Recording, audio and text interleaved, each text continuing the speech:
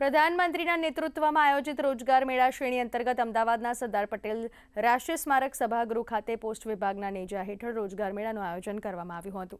મુખ્ય અતિથિ તરીકે કેન્દ્રીય ગ્રાહક બાબતો, ખાદ્ય અને જાહેર વિતરણ વિભાગના રાજ્યમંત્રી નીમુબેન બંભાણીયાએ નિમણૂક પત્ર આપીને તેમના સુખદ ભવિષ્ય માટે શુભકામનાઓ પાઠવી હતી। સમારોહ દરમિયાન 29 મહિલા ઉમેદવારો સહિત કુલ 155 નવનિયુક્ત ઉમેદવારોને નિયુક્તિપત્ર આપવામાં આવ્યા હતા।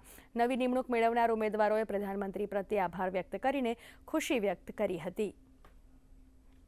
हजारों युवाओं को सरकारी सेवा में शामिल होने का मौका मिल रहा है। अहमदाबाद में आज 154 युवाओं को नियुक्ति पत्र दिए गए हैं, जिनमें 29 महिला भी शामिल है और ग्रामीण युवा भी शामिल है। बहुत बहुत मैं अभिनंदन देती हूँ। नरेंद्र मोदी साहब के नेतृत्व में विकसित भारत बनाने का संकल्प लिया है। सभी नवनियुक्त युवा श्रेष्ठ राष्ट्र के निर्माण में योगदान दे। मैं 4 साल से प्रिपरेशन कर रही थी, फाइनली मैं सिलेक्ट हो गई तो बहुत अच्छा लग रहा है मुझे भी, मेरी फैमिली को भी, कि फाइनली सिलेक्शन हो गया।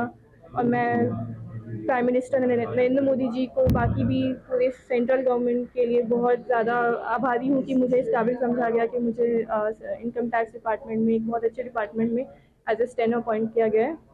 तो उसके लिए मैं बहुत खुश हूँ।